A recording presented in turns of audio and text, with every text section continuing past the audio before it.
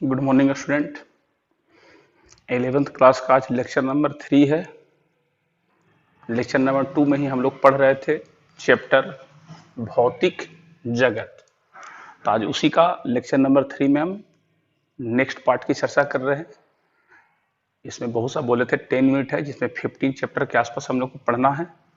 उसी में से है भौतिक जगत तथा मापन, तो जिसमें हम लोग मापन को लेक्चर 4 से पढ़ेंगे। लेक्चर 3 में हम लोग पढ़ेंगे भौतिक जगत का टोटल पार्ट जो है से खत्म कर लेंगे। तो उसमें हमको पिछले क्लास जहां तक हुआ था उसके बाद देखिए भौतिकी में दो सिद्धांत पर जोर देते हैं हम लोग। बेसिकली हम लोग जो भौतिकी पढ़ते हैं उसमें हम लोग बेसिकली दो सिद्धांत पर जोर देते हैं। और ये याद रखिएगा, एग्जाम में उस तरह से ना आएगा। नेक्स्ट जो लेक्चर 4 आएगा वो एग्जाम में बहुत ही इंपॉर्टेंट है। यहाँ तक सिर्फ आपको समझना है कि फिजिक्स में इस तरह से होता क्या है, क्या क्या करना है, किस तरह से हम लोग को पढ़ना है। टोटल मोटा मोटी कह सकते हैं कि ये एक्साइटमेंट देता है। पूरा डिटेल हम लोग समझते हैं कि फिजिक्स होता क्या है। तो भौतिकी में दो सिद्धांत पर हम लोग जोड़ देते हैं। इसी को हम दूसरे भाषा में हम लोग पढ़ते हैं भौतिक जगत का नियम। भौतिक जगत का नियम क्या है? भौतिक जगत में बेसिकली दो नियम है। एक है एकीकरण। एकीकरण क्या होता है? एकीकरण यह दृष्टिकोण, यह एक न्यूनतम नियम पर प्रकृति में विभिन्न घटनाओं की व्याख्या करने पर विचार करता है। मतलब इसी में अब इसको डिफिनेशन बना देगी, अतः इसी को हम लोग एकीकरण नियम कहते हैं। तो वो अलग चीज है, लेकिन बेसिकली चूंकि उस तरह से एग्जाम में आएगा नहीं तो हम पूरा डिफिनेशन पर कम जोड़ दिए। इसमें कहता क्या है? तो रियल में एकीकरण में होता क्या है? एकीकरण में होता है कि यह दृष्टिकोण एक या न्यूनतम नियम, ध्यान दीजिएगा, एक नियम या न्यूनतम नियम पर प्रकृति में, किसमें? प्रकृति नेचर में विभिन्न घटनाओं की व्याख्या करने पर विचार करता है। यानी बहुत सा प्रकृति में घटना होता है। प्रकृति में जब बहुत सा घटना होता है तो इस नियम में हम लोग फिजिक्स में ये कहता है कि देखिए जो बहुत सा जो घटना है वो चाहे तो एक नियम को फॉलो करता है और नहीं तो न्यूनतम नियम को फॉलो करता है। उदाहरण के लिए हम बात करते हैं कि पढ़े होंगे न्यूटन में कि पेड़ था इस तरह से, यहाँ से क्या हुआ, सेब नीचे गिर गया, न्यूटन बैठे हुए थे, ये मिला। तो यहाँ से ये क्या किए, तो एक गुरुत्वाकर्षण, ग्रेविटेशन का खोज की, गुरुत्वाकर्षण का नियम कि जब एक द्रव्यमान m1 हो, एक द्रव्यमान m2 हो, दूरी r हो, तो दोनों के बीच में लगने वाला बल Gm1 m2 by r square. ये एक घटना था। ये घटना क्या था? तो सेब पेड़ से गिरा और वो उनके सामने गिरा, ये एक घटना था। इस घटना को उन्होंने एक्सप्लेन किया गुरुत्वाकर्षण के नियम द्वारा, अतः इसको हम लोग न्यूटन के नियम का गुरुत्वाकर्षण नियम भी कहते हैं। तो देख के लगता है कि ये जो गुरुत्वाकर्षण का नियम है वो सेव नीचे गिरा उसके लिए दिया गया है। जी नहीं, न्यूटन का गुरुत्वाकर्षण नियम बहुत जगह पर लगता है। जैसे कि आपको ये हो गया, अर्थ चारों तरफ से घूम रहा है, मून यानी चंद्रमा, ये पृथ्वी हो गया, ये चंद्रमा हो गया। तो पृथ्वी के चारों तरफ जो चंद्रमा भी घूमता है वो किसके नियम से घूमता है? तो गुरुत्वाकर्षण के नियम से कहते हैं कि ये इस पर खींचा और ये इसको खींचा और एक दूसरे को बल लगाया, और ये बल लगाने के कारण नहीं ये उधर जा सकता नहीं इधर जा सकता, और ये पृथ्वी के चारों तरफ चंद्रमा चक्कर लगाता है। तो ये एक अलग घटना है। सेव गिरना अलग घटना है, चक्कर लगाना अलग घटना है, लेकिन दोनों घटना को डील किससे किया जा रहा है? गुरुत्वाकर्षण से। ठीक इसी तरह से हम लोग कहते हैं कि बीच में सन है, चारों तरफ से अर्थ क्या कर रहा है, पृथ्वी क्या कर रहा है, चक्कर लगा रहा है। सूर्य के चारों तरफ पृथ्वी लगाता है चक्कर, वो भी एक घटना है। इस घटना को भी डील करता है गुरुत्वाकर्षण। ऐसा नहीं कि सिर्फ इसी को डील करता है। आप जो देखते होंगे पूर्णिमा के चांद में जो है समुद्र में आता है ज्वार भाटा। तो ज्वार भाटा में कहा जाता है कि जो पृथ्वी का ठोस सतह है उस पर कोई ज्यादा प्रभाव नहीं पड़ता है, लेकिन जो पानी लिक्विड है वो चंद्रमा के गुरुत्वाकर्षण बल के कारण वो थोड़ा सा बल महसूस करता है और जितना ऊंचाई पर उठना चाहिए उससे ज्यादा ऊंचाई पर उठ जाता है। और ज्वार भाटा का कारण भी होता है गुरुत्वाकर्षण। तो समझिए यहाँ पर जो हम बोलना चाह रहे हैं कि बहुत सा घटना है, ये घटना अलग है, वो घटना अलग है, ज्वार भाटा का घटना अलग है। अलग अलग घटना को हम लोग डील करने के लिए एक ही नियम का यूज करते हैं, वो भी किसका? गुरुत्वाकर्षण नियम का। तो वही कहता है कि नहीं तो न्यूनतम नियम, एक दो नियम और यूज कर करके उसका यूज कर लेंगे। तो इस तरह से जैसे आपका क्या है, ऊर्जा संरक्षण का सिद्धांत। ऊर्जा संरक्षण में सिद्धांत क्या है? तो बहुत जगह पर ऊर्जा संरक्षण का सिद्धांत लगता है। इन एक सिद्धांत दिया गया ऊर्जा संरक्षण, और वो ऊर्जा संरक्षण का सिद्धांत बहुत जगह पर लग जाता है। तो उस चीज को हम लोग यूज करते हैं, वो भी एक प्रकार का है कंजर्वेशन ऑफ एनर्जी, ऊर्जा संरक्षण का सिद्धांत। तो बस दिमाग में रखिएगा कि भौतिक जगत का जो नियम है, भौतिक जगत का नियम में बस दो चीज को मेंटेन करता है भौतिक जगत का नियम, एक एकीकरण का नियम मेंटेन करता है और एक न्यूनीकरणवाद का मेंटेन करता है। एकीकरण नियम क्या है, क्लियर समझ में आ गया।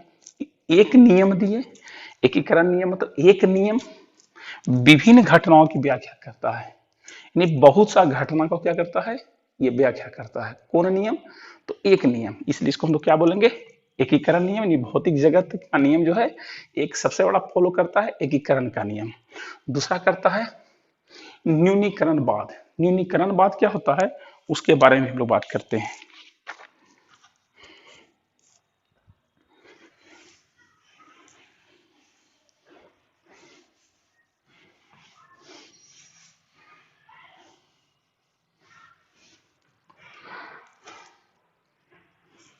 इसमें कहता है कि यह दृष्टिकोण एक जटिल प्रणाली के गुणों को अपने घटकों के गुणों और पारस्परिक क्रिया में से सरल भाषा को प्राप्त करना है।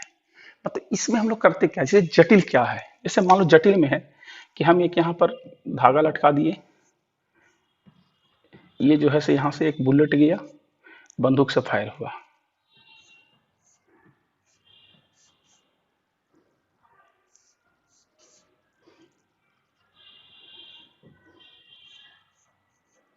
गोली निकला, गोली टकराया यूं, ये यहाँ से उठ के चला गया यहाँ, जब यहाँ से गया तो ऐसे गया, ऐसे क्यों गया भाई, सीधा क्यों नहीं गया, तो बोलेंगे यहाँ पर रस्सी इसको इधर खींचा, टेंशन, एक फोर्स लगा, टेंशन फोर्स लगा, ये आगे क्यों बढ़ गया, तो ये बंदूक से फायर हुआ, फायर हुआ तो क्या हुआ, तो जब यहाँ पर क्या हुआ, टेम्परेचर बढ़ा, टेम्परेचर हुआ तो एयर गर्म हो गया, एयर गर्म हुआ तो एयर का काइनेटिक एनर्जी बढ़ गया, काइनेटिक एनर्जी क्या किया, प्रेशर बनाया, प्रेशर बढ़ाया, गोली को बाहर निकाला, गोली को बाहर निकाला, उसमें गति ऊर्जा हो गया, गति ऊर्जा जाके टकराया, ये अपना वाला गति ऊर्जा इसको दे दिया, फिर ये क्या किया, यहाँ से उठ करके ऊपर गया, फिर यहाँ पर जाने के बाद अब इसको पृथ्वी नीचे खींचा, पृथ्वी नीचे खींचा तो रस्सी अपनी तरफ टाना, तो ये धीरे धीरे क्या ऐसे ऐसे करना शुरू कर दिया।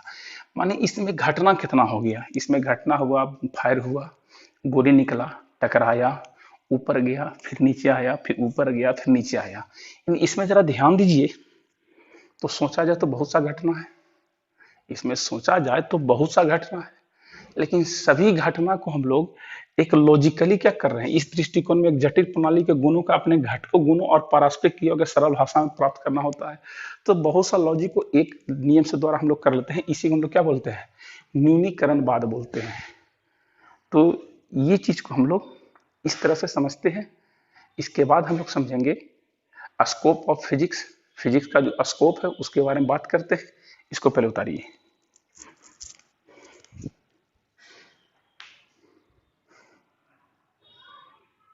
देखिए आप इसको उतार लिए होंगे, अब हम लोग आगे बढ़ते हैं।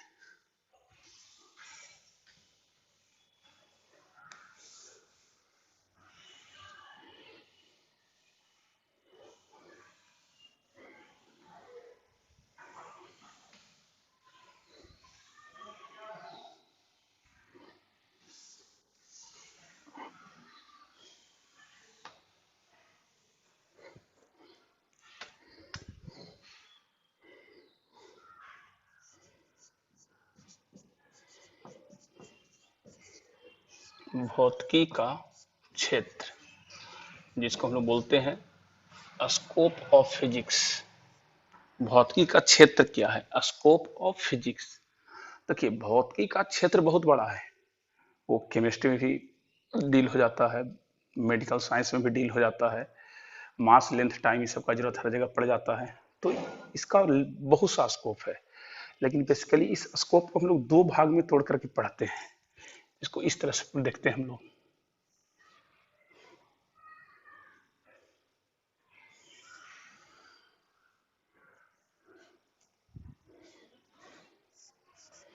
सबसे पहले हम लोग को है क्लासिकल फिजिक्स।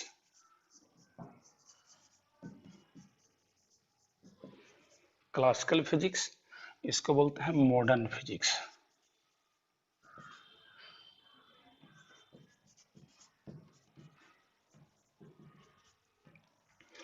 अब आप लोग सोच रहे होंगे सर ऊपर में जो है लिखे हिंदी में, नीचे इंग्लिश में क्यों लिख दिए, इसका हम लोग आधुनिक भौतिकी कहते हैं। लेकिन इसका जो है ये आधुनिक भौतिकी, आधुनिक भौतिकी। लेकिन इसका जो हिंदी है वो बड़ा टेढ़ा है, चित्रम फिजिक्स करके होता है, इसलिए सबसे पहले इसको क्लासिकल फिजिक्स ही जानिए। अब क्लासिकल फिजिक्स में बेसिकली हम लोग को पढ़ना क्या रहता है? क्लासिकल फिजिक्स में हम लोग को पढ़ना है यांत्रिकी, बहुत सा पाठ है, उष्मागतिकी,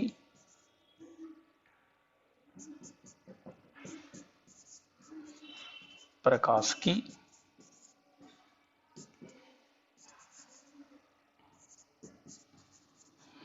विद्युत चुंबकत्व, मैंने इसमें विद्युत भी आ गया, चुंबक भी आ गया, टोटल आ गया। इसमें बहुत सा हम लोग को पढ़ना है नाभिक, इलेक्ट्रॉनिक,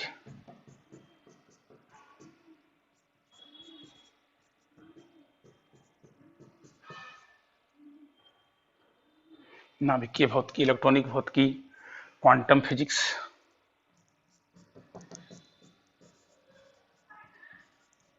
क्वांटम भौतिकी,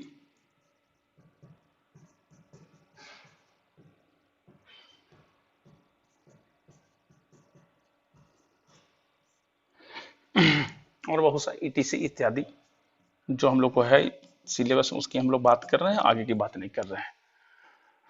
तो देखिएगा इसमें अभी दोनों को दो भाग में बांटने का कारण क्या है, आखिर क्या कारण है जो दो भाग में बटा गया? तो फिजिक्स जब पढ़ा जाने लगा तो उसमें दो तरह का डिफिकल्टी आ गया। एक डिफिकल्टी था कि वो वैसा चीज को हम लोग पढ़ना शुरू किए शुरू में जिस चीज को हम लोग देख सकते थे। अब जिस चीज को हम लोग देख सकते थे उस चीज को हम लोग पढ़ना शुरू किए तो उसको नाम दे दिया गया क्लासिकल फिजिक्स। इसमें देखिए हम लोग उष्मा को आग जलाते हैं तो देख लेते हैं, प्रकाश बरसात के दिन में जब या लाइट मारते हैं अंधेरा में तो क्या होता है, लाइट दिखाई देता है। विद्युत चुंबक जब बिजली कड़कता है तो चुंबक को भी हम लोग देख लेते हैं कि बलून से खींचता है, जब लाइट कस के चमकता है बरसात के दिन जब बिजली कड़कता है तो लाइट को भी हम लोग देख लेते हैं। अब यांत्रिकी में ही हम लोग को बहुत चीज पढ़ना है। जैसे ये था शुद्ध गतिकी, ये था आपका क्या, न्यूटन का नियम यानी बल, ये वृत्तीय गति, ये है कार्य, ऊर्जा तथा शक्ति, ये है घूर्णन गति,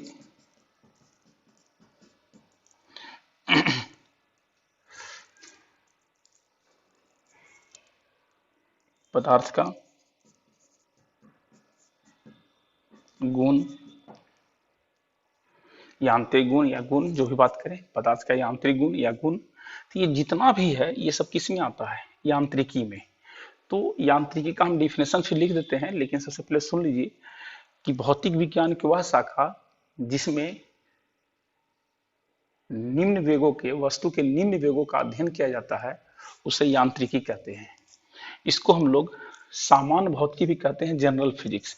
जनरल फिजिक्स मतलब उसमें वेग के साथ साथ उसके गुणों का अध्ययन किया जाए, वेग के साथ साथ वस्तु के गुणों का भी अध्ययन किया जाए, तो उसको हम लोग बोलते हैं जनरल फिजिक्स। यानी जिसमें हमको एक लाइन समझिए, फिजिक्स को पढ़ने के लिए जो भी भौतिकी में हमको आवश्यकता होता है, जो बेस होता है, उसी को हम लोग बोलते हैं सामान्य भौतिकी। यानी जब तक आप सामान्य भौतिकी नहीं समझिएगा तब तक आपको फिजिक्स समझ में नहीं आएगा। तो बेसिकली दो भाग में बांटने के पीछे लॉजिक क्या था? तो एक जो हम लोग देख सकते हैं उसको पढ़ना था। 19वीं सेंचुरी के बाद धीरे धीरे ऐसा खोज होने लगा, जैसे कंप्यूटर का खोज हो गया, मोबाइल में वेव का खोज हो गया, मतलब वैसा क्रिया लाइट के अंदर क्या होता है वो लोग पढ़ना शुरू कर दिया। लाइट को तो हम लोग शुरू से देख रहे थे, लेकिन लाइट के अंदर लाइट क्या क्या चीज से मिलकर बना हुआ उसके बारे में स्टडी करना शुरू कर दिया। तो वो सबको क्रिया को पढ़ने के लिए जो, देखिए नाम से ही इसका है, इसको हम नाम से क्लियर करेंगे। तो इस चीज वैसा चीज जो बहुत छोटा होता है, सूक्ष्म होता है, उस चीज को पढ़ने के लिए हम लोग यूज करने लगे, मॉडर्न फिजिक्स में पढ़ना शुरू कर दिए। इसको बोलते हैं अस्थिर, इसी को हम लोग बोलते हैं, इसमें हम लोग स्थूल, इसमें स्थूल घटनाओं को पढ़ने लगे।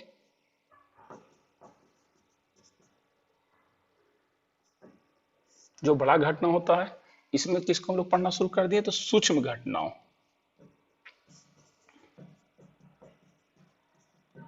अब लाइन समझिएगा, सूक्ष्म घटनाओं नाम है सूक्ष्मदर्शी, माइक्रोस्कोप सुने होंगे।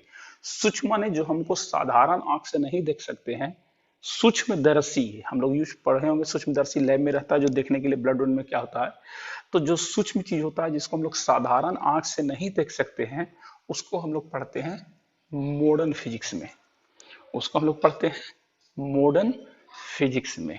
और जिस चीज को हम लोग देख लेते हैं उसको हम लोग पढ़ते हैं क्लासिकल फिजिक्स, यानी स्थूल घटनाओं। स्थूल माने जो बड़ा होता है पदार्थ, ये सूक्ष्म घटना माने सूक्ष्म पदार्थ, और स्थूल मतलब बड़ा पदार्थ।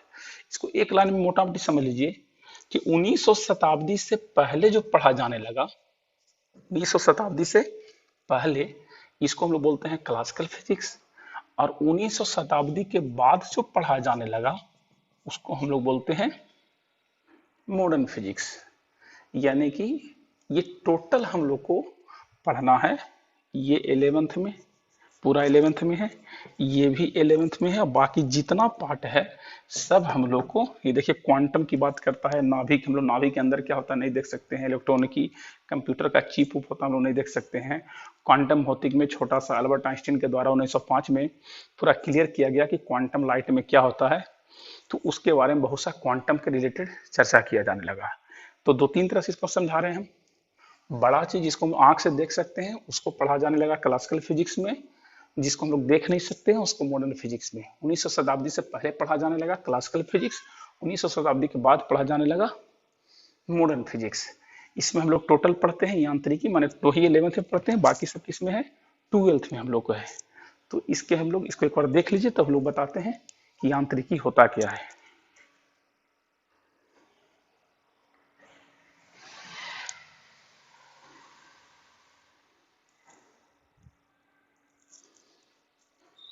देखिएगा,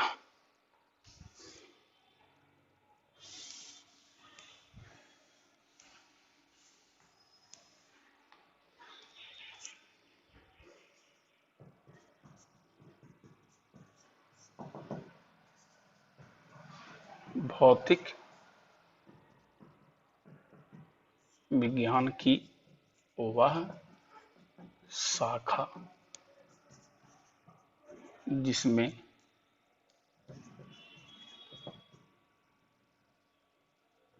किसी पदार्थ के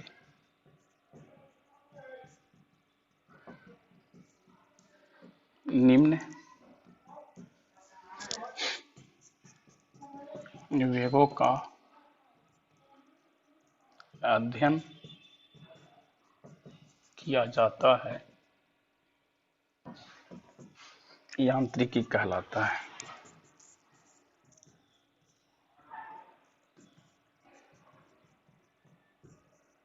यांत्रिकी कहलाता है माने जो भी देखिए सभी शुद्ध गति हो गया, बल में भी बल लगाते हैं तो गति होता है, वृत्तीय गति हो गया, कार्य किए तो कोई भी चीज खींचे तो गति हो गया, घूर्णन गति हो गया, पदार्थ। और जनरल सामान्य भौतिकी क्या होता है, तो यांत्रिकी के साथ साथ उसका टोटल क्या होता है, तो गुण व्यवहार को पढ़ा जाता है, उसको हम लोग क्या बोलते हैं सामान्य भौतिकी भी, माने दूसरे भाषा में सामान्य भौतिकी की बात करते हैं हम लोग। तो ये हम लोग को टोटल इस तरह से हम लोग फिजिक्स को बांटते हैं। इसको एक बार यांत्रिकी को देखिए, उसके बाद हम लोग बात करते हैं क्या सोसाइटी में इसका एक प्रभाव पड़ता है।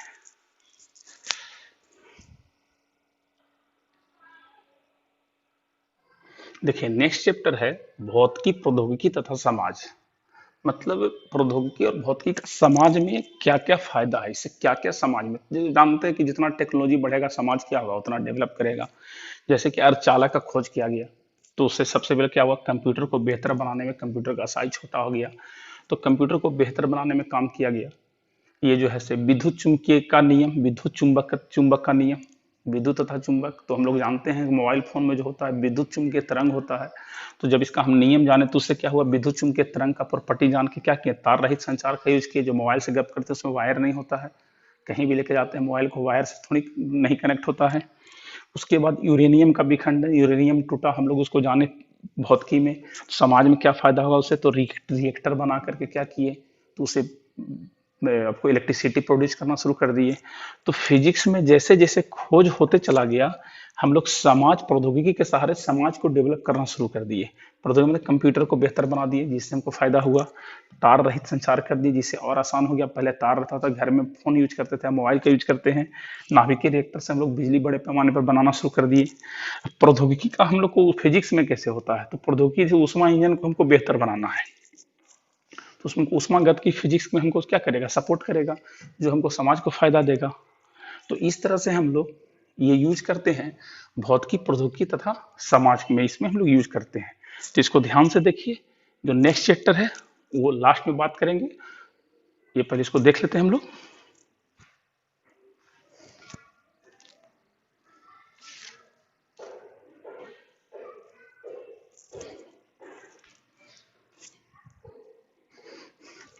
अब देखिए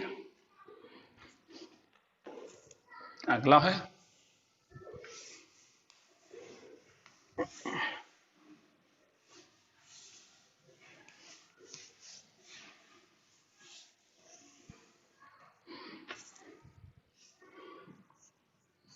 प्रकृति के मूलभूत बल,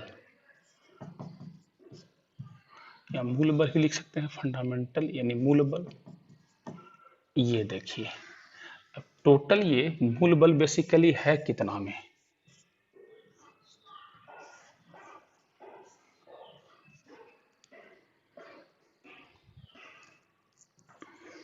सबसे पहले है गुरुत्वाकर्षण बल,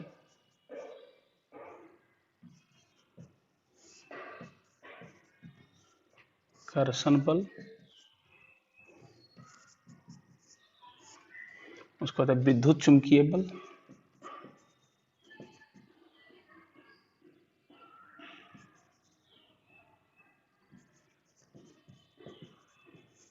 चुंबकीय बल, उसके बाद है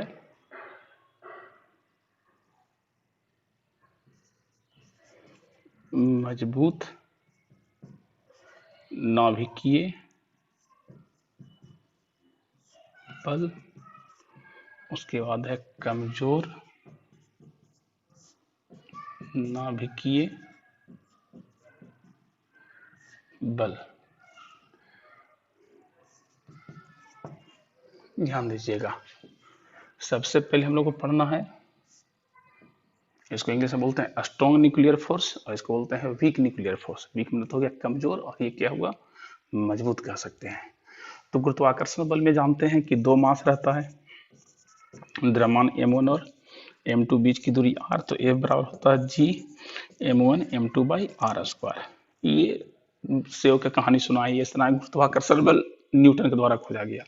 इसमें क्या होता है, 2 इलेक्ट्रॉन 2 प्रोटॉन चार्ज होता है, चार्ज Q1 Q2, नहीं तो क्या होता है मैग्नेट, 2 चुंबक है, दोनों के बीच में बल लगता है। तो याद रखिएगा इससे ये जो बल होता है 10⁻36 गुना ज्यादा मजबूत होता है। याद रखिएगा 10⁻36 गुना ज्यादा मजबूत होता है। और ये मजबूत नाभिकीय बल क्या होता है, तो इसका रेंज होता है, ये जो लगता है हम लोग का, ये 0 से बड़ा होना चाहिए दूरी, आर रेंज, आर हो गया दूरी 10⁻−15 मीटर। क्यों, नाभि का जो साइज होता है इसका रेडियस होता है 10⁻−15 मीटर। तो इसके अंदर इलेक्ट्रॉन, प्रोटॉन और न्यूट्रॉन होता है। किसी भी नाभिक में इलेक्ट्रॉन, प्रोटॉन और न्यूट्रॉन होता है तो उसके बीच में इतना हार्ड बल होता है कि नाभिक जल्दी टूटता नहीं है, जल्दी किसी भी स्थिति में ये बल नहीं, ये इसलिए ये इसको हम लोग मजबूत नाभिकीय बल कहते हैं।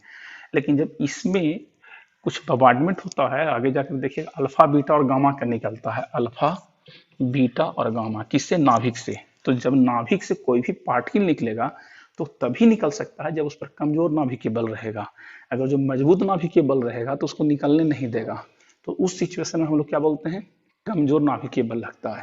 तो इस तरह से प्राकृतिक में टोटल 4 तरह के बल पाया जाता है, यही 4 बल पर ध्यान दीजिएगा। और इस तरह से भौतिक जगत का टोटल पॉइंट हम लोग का क्लियर हो गया। नेक्स्ट क्लास में हम लोग लेक्चर नंबर 4 में बहुत इंपॉर्टेंट टॉपिक है जो एग्जाम में पूछता है, मेजरमेंट, तो उसको हम लोग स्टार्ट करेंगे। आज का क्लास इतना ही।